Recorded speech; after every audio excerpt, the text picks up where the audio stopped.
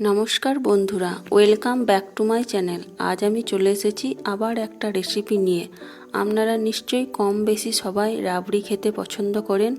আমি এটা বাড়িতে বানিয়েছিলাম, বাড়ির সকলের খুবই পছন্দ হয়েছে, তাই আপনারাও একদিন বাড়িতে বানিয়ে দেখুন। তাহলে আসুন দেখে নিন কিভাবে বানাচ্ছি।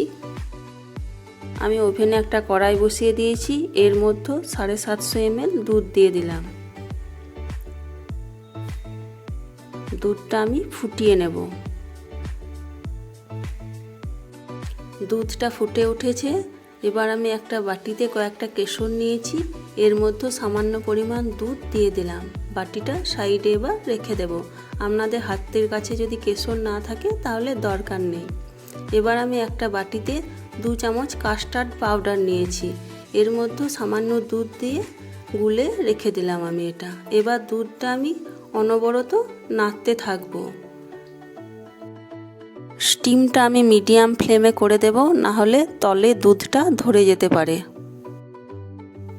দুধটা জাল দিয়ে আর্ধেক হয়ে গেছে, এবার আমি এর মধ্যে 3 চামচ চিনি দিয়ে দিলাম। আপনারা চাইলে চিনির পরিমাণটা আরও বেশি দিতে পারেন, আমি চিনিটা একটু কম দিয়েছি।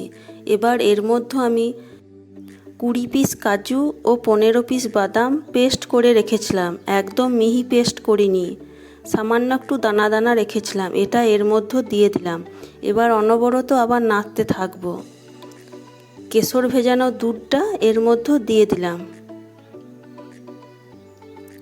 আবার 2 মিনিট মতো নাড়তে থাকবো। এবার আমি কাস্টার্ড পাউডার গুলে রেখেছিলাম, এটা এই দুধের মধ্যে দিয়ে দিলাম। দুধটা খুব গাঢ় হয়ে গেছে, তলে ধরে যাওয়ার ভয় আছে, তাই আমি 1 মিনিট মতো নাড়াচাড়া করার পর ওভেনটা আমি বন্ধ করে দিলাম। এবার এর মধ্যে 1/2 চামচ এলাচ গুঁড়ো দিয়ে দিলাম। এবার ভালোভাবে নাড়াচাড়া করে আর একবার মিশিয়ে নিলাম। এর বেশি আমি গাঢ় করব না, ঘনত্বটা আমি এইরকম রেখে দিয়েছি, না হলে ঠান্ডা হলে জমে যাবে। এবার আমি এটা বাটিতে নামিয়ে নেব।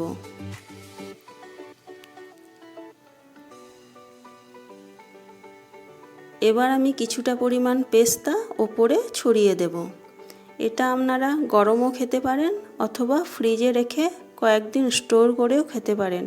বন্ধুরা, আমার যদি রেসিপি আপনাদের ভালো লেগে থাকে তাহলে অবশ্যই লাইক, কমেন্ট, শেয়ার করবেন এবং সাবস্ক্রাইব করে পাশে থাকবেন।